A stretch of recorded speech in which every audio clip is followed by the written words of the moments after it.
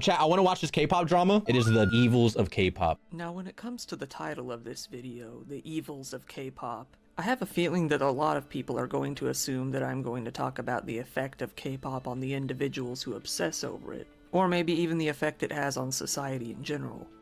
But mainly what I'm going to talk about here is the effect on the artists and the performers themselves, the inner evils of the K-pop industry. With bands like BTS becoming popular on an international scale, the world has opened up to the idea of K-pop on a whole new level. Hell, even McDonald's was providing BTS-inspired meals for a time. Chicken McNuggets. And many cars in my middle-of-nowhere US town were even sporting BTS bumper stickers. At this point, K-pop is much less of a niche fad than it was before. Now that the K-pop scene has spread worldwide, it's become a $5 billion industry. Jeez. The K-pop industry is fairly known by many for being strict, almost even brutal in their practices. Many fans of the genre are probably well aware of certain strict rules placed upon band members, such as being forced to remain single or being forced to remain within a certain weight. However, that's only the tip of the iceberg. While the industry generally generates a very positive, lively, happy sort of image, in the background it actually generates an amount of suffering so high that the general public doesn't tend to realize it, or even have any idea of it. The best way to start this presentation would be to show how an idol becomes an idol. So let's start at the very beginning of the career for an average K-pop artist and move up from there. It's very strict, dude. I'll be honest, I would be scared to be a kid. I feel like they're under house arrest, dude. Like, you can't do shit. Sing, go to concert, sing, make this TikTok. You know what I mean? Like, I feel like it'll be terrible, bro. Imagine.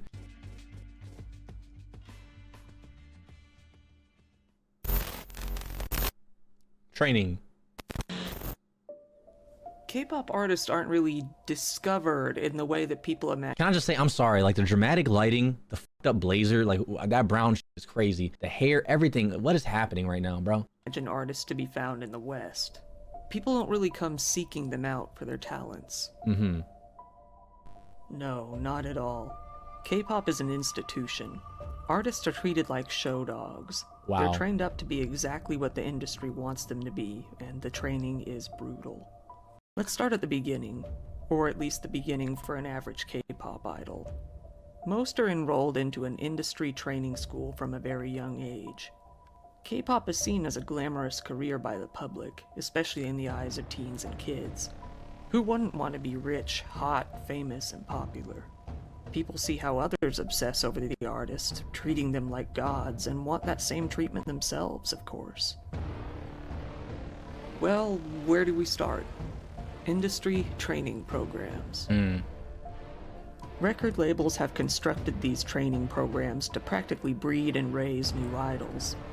Getting into They got them lifting weights. What the f is going on? It's a boot camp for idols, yeah? one of these training programs is said to cost somewhere in the ballpark of $50,000 US a year. Jeez. There are a few programs out there that are paid for by your prospective label, but many still charge the exuberant fees. When you become a trainee, you live together with other trainees, usually in small, cramped dormitories. Most of them are allowed to leave for school, but that is mainly the only time they are ever allowed to leave the institution. This music The mad life of a intense. trainee is tense, stressful, and often excruciating. They wake up at 5 in the morning on the dot, and in a lot of cases won't end up going back to bed until about 1 a.m. See, bro, 50,000, I'm gonna be honest, if my kid ever wanted to do idol training, I'm gonna be like, absolutely, but you're kind of ugly, so I don't think we should waste the money. Like, I see a lot of ugly motherfuckers here, and I just feel like they're gonna get eliminated just straight off of being ugly. Come on, ain't no one trying to sing along with an ugly idol, bro. You know what I mean? You gotta sing, you gotta be able to dance, and you gotta look good. If I got a little ugly kid, like, I want to be an idol, I'm be like, listen, before we spend 50,000 on these classes, I think we should maybe spend 50,000 on like surgery. They're constantly monitored by supervisors and follow a strict regimen that consists mainly of exercise, practice, and sleep. The artists are treated like livestock, maybe even just as objects. They're not allowed to date, they're not allowed to have a phone or any sort of electronic that could be used as communication, and their socializing is strictly monitored. It's like house Parents arrest, are dude. required to request a visit in advance. and relatives who show up with no notice are turned away. Trainees often get sorted into different groups, not only based on their talent, which is to be expected, but also based on how attractive they are. Ooh. They're judged by their family background, their education, their wealth, and more. Keeping fit is a crucial part of becoming an idol, especially in these training programs. Prospective idols are expected to eat the bare minimum of food to live and exercise for hours and hours each day. These diets are often dangerous and unhealthy for the trainees. For example, a few years ago, something called the paper cup diet became popular. What the f? With this diet, artists were free from counting calories, but instead, all of their food for the day consisted of whatever they could fit into a simple paper cup. Wow. Some variants of the diet allowed for several smaller cups throughout the day, but the concept is generally the same. If you can fit it into a tiny cup, you can eat it, but that's all you get. Bro, it's like a streamer diet. I'm gonna be honest. All I had was pistachios and a fucking Red Bull. An artist named Euodias, I hope I'm pronouncing that right, who left her K-pop training program, would state to the press that her school would hold weekly weigh-ins, in which your weight would be announced to the whole room. If you were deemed to be over the ideal weight, you would lose certain meals for a while. That is crazy. In extreme cases, the trainee would lose their food privileges until their weight went back down, only being given water until that point. Many of the trainees are strongly urged to undergo plastic surgery, with the trainers deciding which kind of plastic surgery would work best. They legally can't force them to have the surgery, but they can strongly coerce them, telling the trainees that it may be their only way to succeed. Yo, that is crazy. I was making a joke about the plastic surgery, but holy shit, this is real. Some of these surgeries are very invasive, such as having the chin shaved away to make for a smaller face. Jeez. Whether they've paid their tuition or not, anyone who doesn't meet expectations could be dropped at any time. Even if they're not dropped, there's no guarantee that they'll ever be placed into a group at the end. It could very well all be for nothing, and for many, it is. If they are placed into a group, they're often given a new name, a certain position within a group, and told what new personality they are supposed to have. What? Many idols are in this training for a long... It's like fucking VTubing IRL, bro. You gotta train, make your character, you know what I mean? And then pick a personality type shit, you know what I mean? That's fucking crazy. Grueling 8 years total. Ah! Damn, that's loud. My fault. Now let's say you've made it into the industry. You've got your new name, your new personality, and your new face. You're all set, right? You're famous, you're popular, you're probably wealthy, and you've got all those screaming fans. Well, yes and no, but mostly no. When it comes to the rich part of rich and famous, a lot of idols make nearly no money for years after being placed into a band. Holy shit. The profits are split up very disproportionately between managers, labels, and idols. The labels will often end up getting about 90% of the profits made from both tours and album sales, with the remaining 10% being split up between the members of the band. Yo, doesn't Twice have like mad people in there? Holy shit. Bro, this is dead like VTubing, like the VTube companies. A lot of this money that they do actually get to keep is immediately used to pay off their massive training school debts. Even if you passed your training but were never able to debut in a band, you'd likely spend many, many years working off those training debts. Some artists who publicly revealed how much money they were living off of only got $450 per month, while others were receiving a measly $1 to $2 per month. Jesus. Despite this being more than a full-time job, a lot of artists work second jobs just to get the money to eat and survive. Imagine seeing like J-Hope working at a Wendy's or some bro, that would be crazy. In the past, many contracts between idols and labels would last for a full 10 years. Jesus. These were often referred to as slave contracts. Many artists would actually end up in deep debt with their labels for years and years. Oftentimes, they would end up living in tiny, cramped, barely habitable dormitories with very little money to even buy food. It was a cause of celebration whenever an artist actually became debt-free and they were able to keep the money that they earned. Holy. This would take several years for even the most popular artists, and much longer for lesser-known performers. Now, the standard length of a contract has been lowered to 7 years. However, conditions really haven't changed all that much, and labels still continue to find plenty of legal loopholes that they can use to mistreat their idols.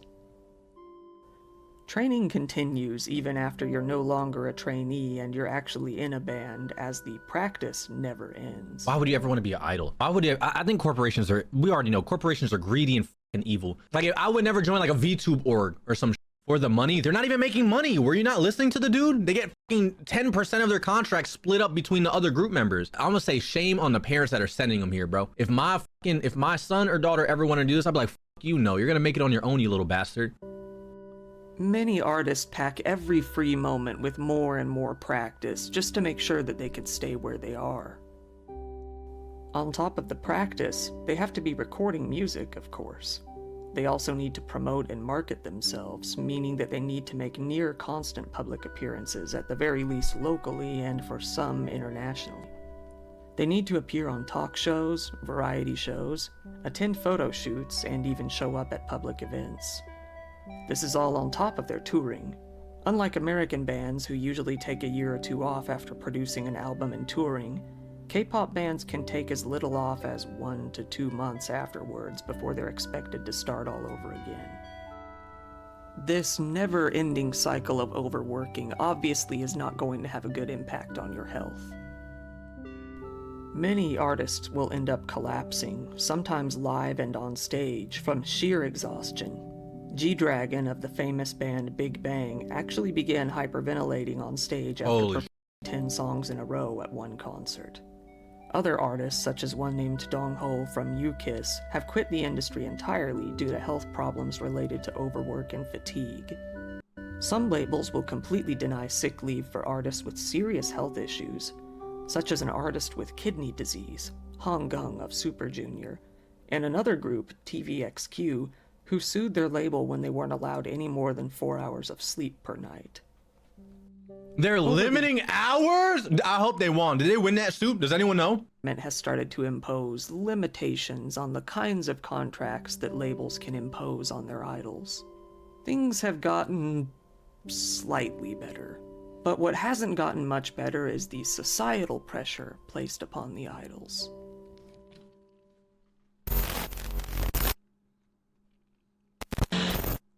As K-pop idols are more or less told what personality to have upon graduation of their training, you can bet that their behavior is closely monitored. Fans and executives tend to scoff at the idea of the idols having even friendships, and especially relationships. Bernie Cho, a South Korean music industry executive, was quoted as saying, "K-pop music is a big business, and K-pop bands not only endorse big brands, but also become big-time brands themselves. As a result, for better or worse, individuals in such bands are viewed as investments." Being seen as a mere investment can make life for these idols very rough. Anything they do or get caught doing could decrease their monetary value. Let's take for example another issue with a member of Big Bang, T.O.P. He was rumored to have smoked weed once. He was forced to give a public, heartfelt apology to both the industry and the fans, saying that he caused, quote, "a great disappointment and disturbance with huge wrongdoing." Oh, yo, let me get caught. I don't even smoke. I would do it on purpose. And I'd be like, "I'm sorry I got high, but I always do drugs. Next time I'm gonna do crack." For allegedly smoking a joint. Proving their status as being more of an investment than a person, let's look at the case of two artists, Hyuna of 4 Minutes and Edon of Pentagon. The two were dating each other in secret, but they weren't able to hold that secret for too long. Eventually their relationship was exposed. Fans were so angry that their record label, Cube, actually had their stocks drop because of this incident. They were both kicked out of Cube Entertainment for the awful, awful crime of being in a relationship. It's not only the record labels that impose such strict restrictions on the idols. it's the fans as well. Some fans spend so much money on their idols' albums, merchandise, and shows that they start to get the sick, perverse idea that they should have some say over how the idol lives their life. That's terrible. That's why I put a very strong boundary against that. Yo, chat on everything. Don't get parasocial with me because I'm just gonna cook you. Someone gonna come here hella parasocial, I'm just gonna roast the fuck out of them. They're gonna cry. They start to see themselves as somewhat of sponsors for these people, and they tend to get angry when the idols behave in a way that they do not find appropriate or suitable. If those idols drift away from their carefully crafted personality and identity, fans tend to lash out with rage. The female idols are supposed to be cute, dainty, and submissive, this food up. and it's been shown over time that many male fans can become enraged if they act to the contrary. Can you imagine getting angry over a girl power phone case? Well, that happened when an idol from the group A-Pink faced massive fan backlash over using a phone case with a sticker stating, "Girls can do anything." What? Like, y'all K-poppers are weird, bro. Why would you even get mad at that? That's like the chronically online weirdos, bro. A member of the girl band named Red Velvet, called Irene, faced a load of online backlash after she revealed at a fan meeting that she had been reading a book with heavy feminist undertones. Men took to the forums and showed themselves burning and chopping up her photos and postcards. Weird. Why? Because she wasn't supposed to support anything they don't support. And if she does, she is to be met with rage. And she was. In 2008, a band named Girls' Generation was performing a large annual show in Seoul. The crowd turned on the band and created what is called a black ocean. They refused to wave any lights or cell phones and stood in complete silence, forcing the band to perform in front of a nearly pitch-black, silent auditorium for a painfully awkward 10-minute performance. Why did the crowd do this? Because some members of this girl band had gotten what the fans thought was too close to members of the boy band Super Junior. What? A member of the band EXO named Chen had gotten married in secret and his wife had become pregnant. He managed to keep his personal life secret for a good while until he later announced his marriage and fatherhood. Fan backlash was swift and harsh. Damn. Fans created a petition to have him kicked out of the group, with a lot of people agreeing to sign it, even going as far as having demonstrations. He was able to stay in the band and soon joined mandatory military service afterward, moving on from the incident. Two idols named Zico and Seolhyun were dating, but they were forced to end their relationship after 6 months, citing immense public pressure, after Zico's female fans began taking out their rage on Seolhyun. She was stalked and berated until she got to the point where she couldn't stand the backlash anymore and had to end the relationship. Some idols choose to remain lonely and bored, but pure. However, others do their best to actually have a private life and keep it hidden as much as they possibly can. They're in constant fear of the very likely fan outcry if they're ever caught having a relationship or being out of character or simply having a life. Crazy.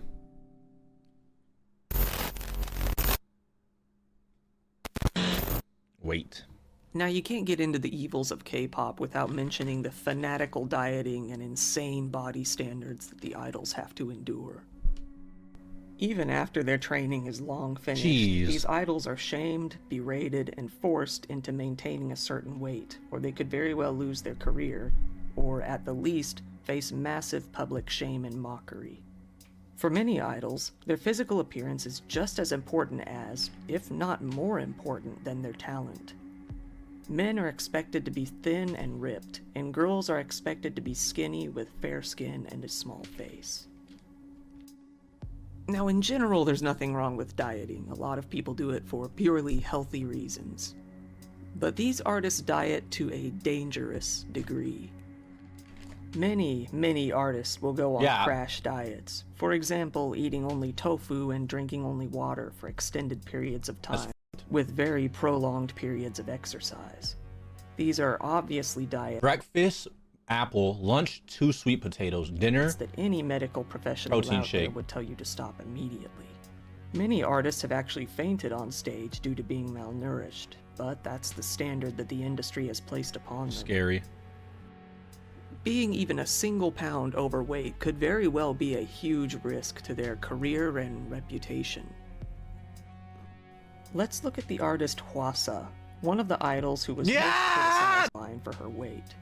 She faces constant shaming while being in fantastic shape. She looked good. Having thick thighs has led to constant harassment from critics online. How? Like, what are y'all trying to you on bone to bone?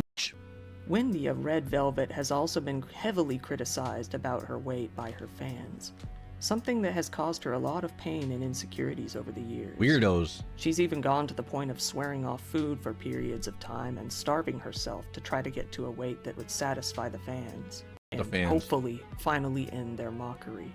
In the industry, it's usually expected for women to be in the range of 42 to 50 kilograms. What's that in pounds? Which is from 92 to 110 pounds. If you're tall, that is. If you're average height, you're expected to stay under 103 pounds. And if you're short, you'd better be staying under that 100 entirely. You're 101 pounds. You can't be my Oshi anymore. For men, it's a bit higher, but you are expected to be a lot more muscular. If you're tall or muscular, your limit is 75 kilograms or 165 pounds. They consider anyone over 5'8" to be tall. Oh, that's easy. I'm gonna be honest. This isn't bad. 5'8" and above, like 5'10", 165. I'm sitting about like right now, like casual, not like going hard in the gym, bro. I'm like 150, like 5 right now, bro. If you're under that, you're short, and you're expected to be at a max of 132. What? Oh my God! Meeting these requirements. Yo, I could pick up all these motherfuckers above my head with one hand. That is. That's not even, that's bad. See, I didn't get it for the girl's perspective because I'm not a fucking girl. I don't understand like weights like that. But for dudes, like I get it because I calculate that shit all the time. Like gym, oh, gotta be this weight, you know what I mean? You know what I mean? It didn't really get in my head. This is terrible. And you're expected to be at a max of 132 pounds. That is wild. Meeting these requirements is a constant battle that the idols must endure to keep their fame and ensure their future. Hate how loud that is. This motherfucker's editing skills. Now, let's go into the even darker stuff. Criminally dark stuff. Uh-oh. Yes, it's time to talk about the anti-fans. So, what Weirdos. even is an anti-fan? An anti-fan is an unusual concept to most people, and it's honestly a little bit hard to explain. To put it simply, they're both the opposite of a fan, but behave very similarly to fans at the same time. While regular fans of artists, singers, etc. will follow that person because they enjoy their content, an anti-fan will follow that person because they despise their content. What weirdos.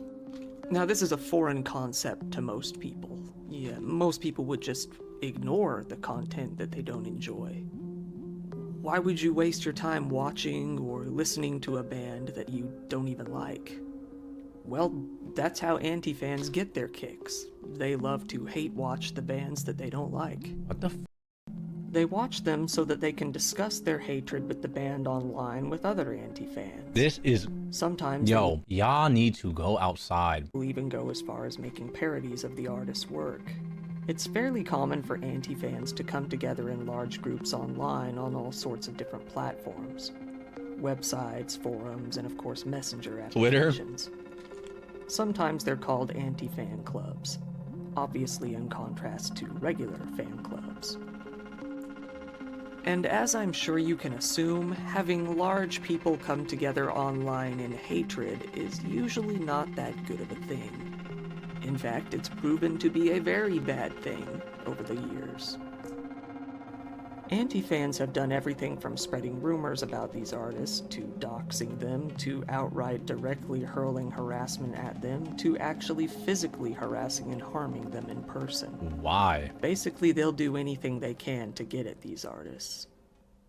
In what is possibly one of the most publicized incidents involving an anti-fan, back in 2006, there was a hardcore anti-fan of the K-pop group TVXQ. She came across band member Yoonho on the set of a variety show and took it upon herself to offer him a drink. Little did he know the drink was laced with superglue. Oh, After drinking it, he was rushed to the hospital and had to have his stomach pumped, while the girl, identified only as Ko, fled into the crowd. yo. No, I didn't know it was that bad. Chat, these motherfuckers are bug. L fan, that's a criminal. That's not a fucking fan. That is a fucking criminal. That's attempted murder. She was caught 2 days later and arrested. Good. Yoonho decided not to press charges against her, as she was around the same age as his little sister. That little bitch. Lock that hoe up. I might have to come in with my pink Glock. Hold on 1 second. Let me go get this. Oh yeah, you know what time it is. Hey, put your hands up, bitch. What's in the bottle? Come over here. Let me. Bad. Little dumbass hoe. It was later revealed that Ko was a member of a TVXQ anti-fan group online for a Weirdo. few years before the incident. Weirdo. In December of the year 2000, Yoon Kai-sang, who was then a member of the band called G.O.D., was offered a bottle of water from an anti-fan at a concert. Little did he know the water was poisoned. Holy shit. However, it wasn't Yoon who ended up drinking the water, but it was his mother who was on set instead. She unfortunately had to be rushed to the hospital and also needed to have her stomach pumped. Yo. Kang Mi-yoon is a popular artist who has been a member of several different groups over the years. At one point, she was rumored to be dating Moon Hee-jun, a member of the group called H.O.T. Kang was a frequent target of anti-fans as it was already, but this sent a few anti-fans over the edge, with one sending her a written threat to end her life, and another sending her an envelope full of razor blades. You know how much of a hater you gotta be to do this, bro? Either a threat or likely hoping that she would hurt herself while opening it. Yoon Eun-hae was also a frequent target of anti-fans. When her band's song Killer made the #1 spot on the charts in South Korea in 1999, she became a much bigger target. 1 year later, in 2000, one anti-fan decided to fill a water gun full of soy sauce, vinegar, and who knows what else, and shot her in the eyes at a concert. These bitches getting creative, bro. What the fuck is going on? She was rushed to the hospital, and it was found that her cornea was damaged. She felt the wound was not serious and didn't report the incident to the police. In 2007, a 16-year-old girl named Lee Yoon-ji was on a TV show showing her weight loss transformation. Afterwards, she had her picture taken with a K-pop idol, No way. Kangin from Super Junior. Afterwards, his anti-fans berated, threatened, and insulted her to the point where she became overwhelmed and ended her own life shortly after. Yo, that is fucking insane, chat. For taking a fucking picture, bro. A female artist named Kang Yoo-bi was outright stalked by a group of anti-fans. Jeez. They would harass, stalk, and threaten both her and her family. Weirdos. They went as far as throwing eggs and milk at them at points. After bearing with it for as long as she could, she attempted to end her life as well. However, she survived. And these are only some of the many, many anti-fan related incidents out there. When you have large groups coming together to mock, criticize, and defame certain people, it's just not going to end up with good results. Sure, some people can find enjoyment in merely mocking a band they don't like. There's no harm in that. But this is the internet, and there's always going to be the people out there who are going to take it to the extremes.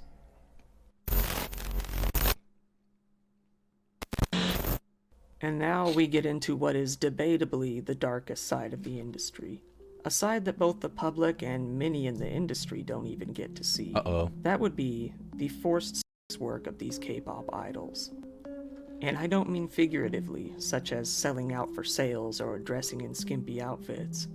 I mean the idols being forced, or at the very least strongly coerced, into literal sex work. This problem went public and was first noticed by many back in 2009. In 2009, a South Korean actress named Jang Ja-yoon ended her life. In a 7-page letter, she documented what had been happening to her deep within the industry. In her letter, she stated that her agent, Kim Sung-hoon, had beaten her up on many occasions and had forced her to sleep with a long string of VIPs, directors, CEOs, and media executives. At golf games, she was forced to serve drinks and consume drinks with guests and even to act as an escort with them. And this wasn't just limited to her, either. She went on to name 31 different high-ranking individuals who were a part of this incident. The National Human Rights Commission went on to interview hundreds of idols and actresses and found that over 60% had been asked to provide sexual services to high-profile individuals, usually either businessmen or politicians. No, The music ones industry. pressuring them the most were agents and brokers. 45% had been pressured to be entertainers at drinking parties. 31% of the women had been molested, having their bodies touched. About 6% were victims of direct sexual assault, and nearly all of the women surveyed had been verbally harassed by people in the industry, with comments about their bodies, appearances, and demands to pleasure them. Now this all carries over into another demographic as well. The idols who passed training but didn't move on to be a part of a band, either due to... Yo, this can he like stop with the alien abduction music? What the f is going on? I feel like an alien's gonna come probe me as we speak. Idols who passed training but didn't move on to be a part of a band, either due to quitting, being rejected, or simply failing early on. The failed idols. It's often said that about 100 new bands debut every year, but only one of these bands will actually make it and survive. If you don't make that initial hit song and get noticed right off the bat, you're likely to fail as an idol. By these numbers, you have a roughly 1% chance of actually getting to become a famous idol, even after all those years of training. So what do these failed idols tend to do? They're usually in massive debt after ending the training program. Given that the mass majority of these failed idols, both men and women, are very attractive, the people around them tend to introduce them to host and hostess clubs. Wow. You may remember host clubs from my old video on Yuka Takaoka, but let's get a refresher. Host and hostess clubs are clubs in which you can pay to sit down and have drinks with a very attractive host or hostess of your choice.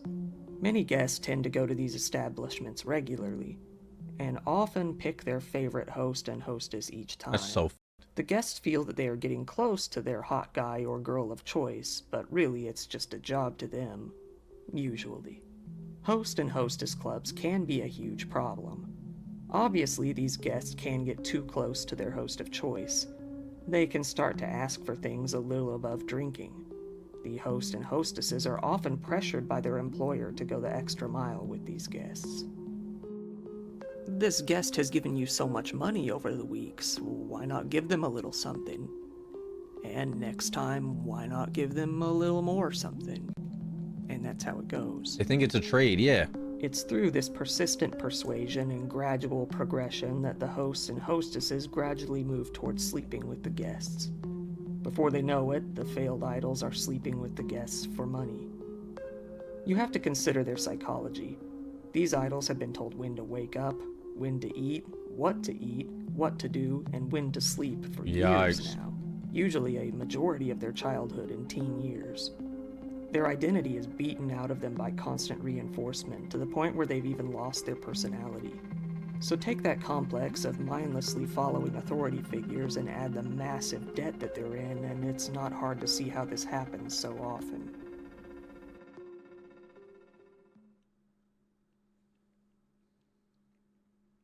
So, why? Why do these idols do it? Why do they put up with all this? I think it's easy to see why they choose this career in the first place. The same reason anyone else wants to be famous. They want to be rich, they want to be popular, they want to be admired for their talents, and they want to be loved.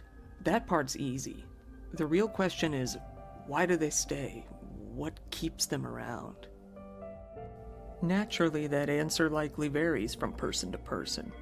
Some of them are likely still holding out hope that they'll be one of the biggest artists one day. That dream and the desire to achieve it has them determined to persevere through anything. Absolutely. Or they're fucking locked into a goddamn contract and can't get out. And if there is any fucking overhead, their contract's up. They're like, they fucking coerce them into a new one. You know what I mean? It's For some, it could be the fear of failure. After all the work it takes to get to the point of debuting in a band, the pressure to perform is higher than ever. Imagine the disappointment to their families who did all they could to help pay for their training. Imagine the disappointment to themselves after all they've put up with so far. Yikes. With others, the reasons could be darker. Perhaps they're now so deep in debt that a shot at becoming rich off their act seems to be the only logical way that they could ever dig themselves out of that hole. Jeez. It's hard to say. You'd have to ask each artist out there individually to hear their reasoning. I guess the real question is, what are you going to do with this knowledge? Now, I think the only redeeming factor in all of this is that K-pop fans are changing. Slowly but surely, they're moving towards being more compassionate and more understanding towards their idols. Things are easier now than they were several years ago, but progress is notably very slow.